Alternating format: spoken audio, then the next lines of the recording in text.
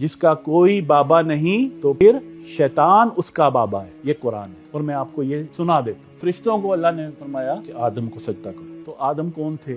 بابا. ہمارے جو بابا ہے نا وہ سیدنا آدم علیہ السلام، اور وہ ٹیچر بھی ہیں فرشتوں کے بھی. آدم کو سارے نام سکھا دیے گئے اور پھر فرشتوں کو اللہ نے فرمایا اگر سچے ہو تو بتاؤ پھر مجھے یہ نام. تو انہوں نے کہا جی اے مولا ہمیں تو نہیں پتا، ہمارے پاس تو وہی علم ہے جو تو نے ہمیں دیا ہے. تو پھر اللہ نے آدم کو کہا انہیں بتاؤ. تو پھر سیدنا آدم نے فرشتوں کو سکھایا. تو پہلے شیخ جو تھے سکھانے والے فرشتوں کو کون تھے؟ بابا آدم. اور اس کے بعد اللہ نے ایک بابے کے بعد دوسرا بابا بھیجا، اور جب بھی کوئی بابا آیا لوگوں نے اس کو جھٹلایا. اصول ہے. سب سے پہلا رولا پڑا سیدنا آدم پر، پڑا کہ نہیں پڑا؟ فسجدوا الا ابلیس. انہیں کہا میں نہیں مندا بابے نو. انہیں کہا بابے تو کوئی شے ہی نہیں، مٹی سے کھنکتی مٹی سے تو نے اس کو بنایا ہے، میں اس کو سجدہ کروں؟ میں اس کو نہیں سجدہ کروں گا. خلقتنی من النار. انہیں مجھے آگ سے بنایا ہے، میں زیادہ. تو انہیں کہا جی میں نہیں منتا.